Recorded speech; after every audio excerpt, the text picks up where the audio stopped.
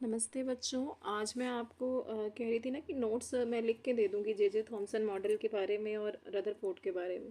तो जे J Thomson model ने जो है जो बातें कही वो ये है कि according to him atoms were positively charge sphere and the electrons were embedded in it. Next इसने जो बताया हमें वो क्या है कि negative and positive charge were equal in magnitude, so the overall atom was electrically neutral. इसका आप स्क्रीनशॉट ले लो, चाहे तो आप नोट कर लो, ठीक है।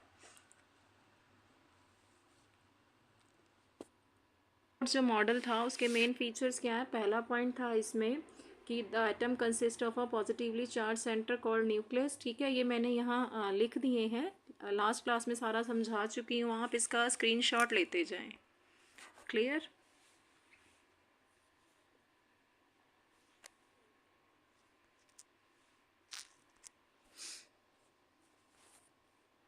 ये इसकी ऑब्जर्वेशंस भी लिख दी मैंने यहाँ पर, इसका भी स्क्रीनशॉट ले लो। ये इसके क्या है कंक्लूजन रदरफोर्ड मॉडल के 3। ठीक है, ये भी आप स्क्रीनशॉट ले लो या इसे नोट डाउन कर लो। आज मैं जो आपको इसके बाद पढ़ाऊंगी वो है गॉस मॉडल। ठीक है। अब रदरफोर्ड का जो ड्रॉबैक था, उन्होंने क्या बोला था कि ये एक एटम का न्यूक्लियस है और जो इलेक्ट्रॉन रिवॉल्व कर रहा है वो इस तरीके से रिवॉल्व करते करते क्या होगा, न्यूक्लियस के अंदर गिर जाएगा और एटम जो है वो क्या होगा, कोलैप्स कर जाएगा और एटम अनस्टेबल हो जाएगा। जबकि ऐसा होता नहीं है। ये किसने बताया हमें, बॉर्स मॉडल ने। बॉर ने भी कई सारे एक्सपेरिमेंट्स किए एटॉमिक मॉडल के ऊपर। तो इन्होंने जो इसके ऊपर बेस्ड कुछ पोस्टुलेट्स रखे। पोस्टुलेट्स क्या होते हैं, कुछ रूल्स होते हैं, कुछ फैक्ट्स होते हैं जो इन्होंने आफ्टर एक्सपेरिमेंट हमारे आगे रखे और हमें समझाए। इन्होंने सबसे पहले क्या बताया कि एक एटम जो है वो एक न्यूक्लियस से कंसिस्ट है। ठीक है, एक न्यूक्लियस से बना हुआ है सेंटर पे, और इस न्यूक्लियस के अंदर क्या होते हैं, प्रोटॉन्स। ये इन्होंने हमें बताया कि एक एटम के अंदर न्यूक्लियस है और उसके अंदर प्रोटॉन्स हैं। दूसरी इन्होंने बात हमें बोली कि न्यूक्लियस के चारों तरफ जो है, ये अगर न्यूक्लियस है, न्यूक्लियस के चारों तरफ इलेक्ट्रॉन्स रिवॉल्व करते हैं। ठीक है। और दूसरा पॉइंट तो ये बताया। तीसरा पॉइंट बताया कि जब इलेक्ट्रॉन रिवॉल्व करता है तो वो किसी तरह की कोई एनर्जी लिबरेट नहीं करते। ठीक है, जब इलेक्ट्रॉन्स रिवॉल्व करते हैं they don't liberate radiations as it moves in a circular orbit. कि जब वो एक सर्कुलर ऑर्बिट में घूमते हैं they don't liberate any radiations, they don't liberate energy. और ये सर्कुलर ऑर्बिट्स जो हैं इन्हें हम क्या बोलते हैं, इन्हें हम एनर्जी लेवल्स बोलते हैं। इस तरीके से इन्होंने ये सारी बातें हमारे आगे रखी।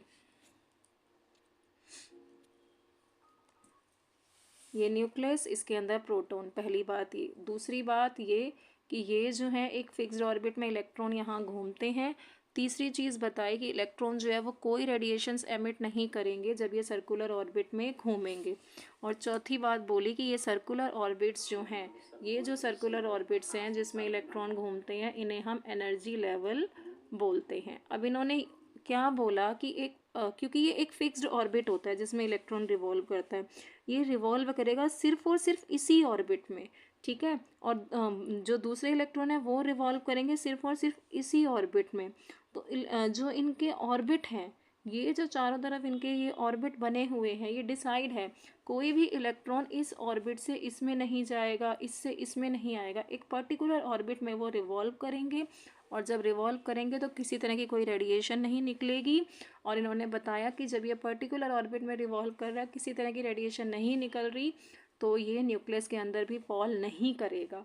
इसका मतलब एटम जो है वो अनस्टेबल नहीं होगा, वो स्टेबल रहेगा क्योंकि वो रेडिएशन एमिट नहीं करेगा, एक फिक्स्ड ऑर्बिट में वो रिवॉल्व करेगा। ऐसा नहीं है कि वो कंटिन्यूसली, जो रदरफोर्ड ने ड्रॉबैक दिया था कि कंटिन्यूसली रिवॉल्व करते हुए जो इलेक्ट्रॉन है वो अपनी एनर्जी खोता जाएगा, रेडिएशंस जो है वो एमिट करेगा और अल्टीमेटली न्यूक्लियस के अंदर फॉल कर जाएगा। इन्होंने उसको गलत बता दिया कि ऐसा कुछ नहीं है, एक पर्टिकुलर ऑर्बिट में इलेक्ट्रॉन्स रिवॉल्व करते हैं। ठीक है, इसके हम पोस्टुलेट्स एक बार पढ़ लेते हैं।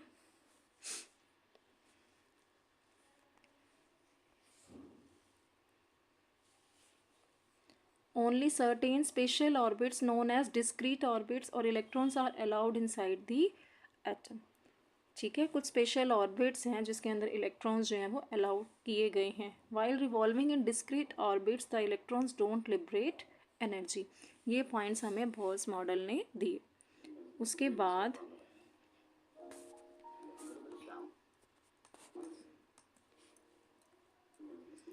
इन ऑर्बिट्स को क्या कहा गया? इन ऑर्बिट्स को एनर्जी लेवल्स बोला गया। ठीक है, ये देखिए यहाँ आपको क्या दिखाया गया है, न्यूक्लियस, एटम का स्ट्रक्चर दिखाया गया है। अंदर जो है वो न्यूक्लियस दिखाया गया है। इसके बाहर जो हैं ये जो सारे हैं ये आपको एनर्जी लेवल्स दिखाए गए हैं। इनको हम एनर्जी लेवल्स बोलते हैं। ये ऑर्बिट्स हैं, ये शेल्स हैं जिनके अंदर इलेक्ट्रॉन क्या करते हैं? रिवॉल्व।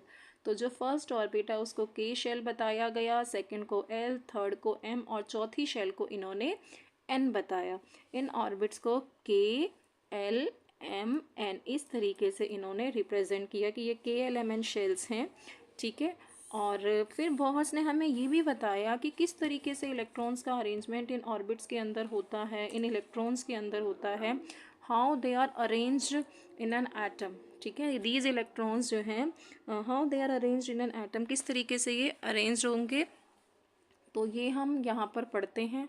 अच्छा, ये यहाँ पर जो इन्होंने दिया, ये न्यूट्रॉन के बारे में समझाया, ये मैंने आपको थोड़ा सा इन्होंने डिस्क्रिप्शन दिया है जो कि मैं पहले ही बता चुकी हूँ कि चैडविक ने इसकी डिस्कवरी करी थी।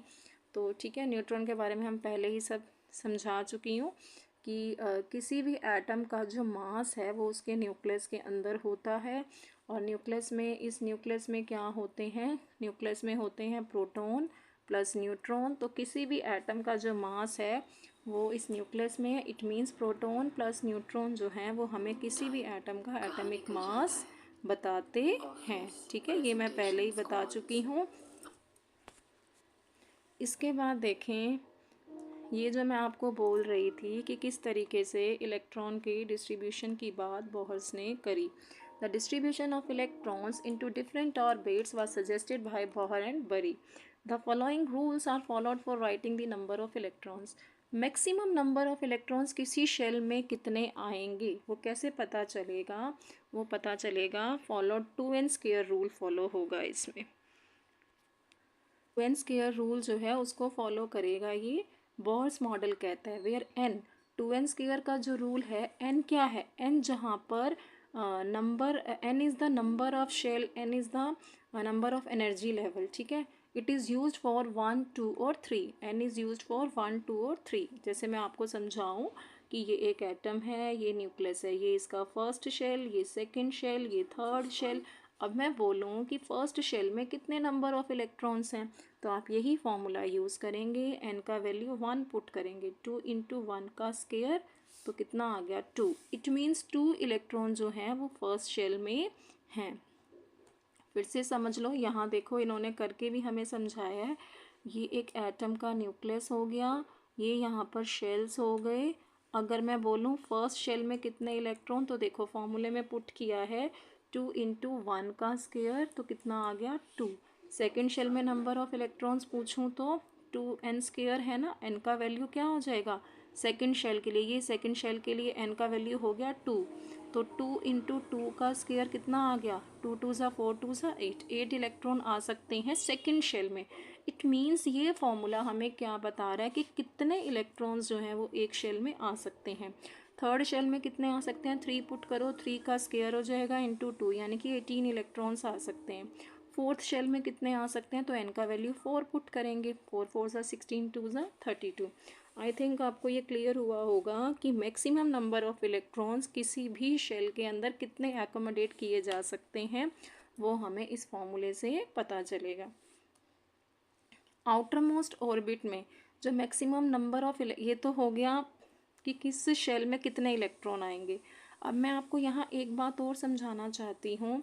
इसने हमें ये भी बोला कि जब तक पहले वाला शेल कम्प्लीटली फिल नहीं होगा, जब तक कि जैसे ये एटम का न्यूक्लियस है, जब तक कि ये वाला शेल कम्प्लीटली फिल नहीं होगा जितने इलेक्ट्रॉन बताए जा रहे हैं, तब तक सेकंड शेल फिल हम नहीं करेंगे। जब तक सेकंड शेल फिल नहीं होगा तब तक हम थर्ड पे नहीं पहुंचेंगे। ये बात किसने बताई? बोहर्स ने, कि अनटिल और अनलेस इनर शेल जब तक आपका फिल नहीं है, इनर एनर्जी लेवल फिल नहीं है इलेक्ट्रॉन्स का, तब तक आप सेकंड शेल पर नहीं जा सकते। जैसे कि फर्स्ट शेल में 2 इलेक्ट्रॉन्स हैं, यहाँ 2 फिल हो गए तभी नेक्स्ट पे जाएंगे।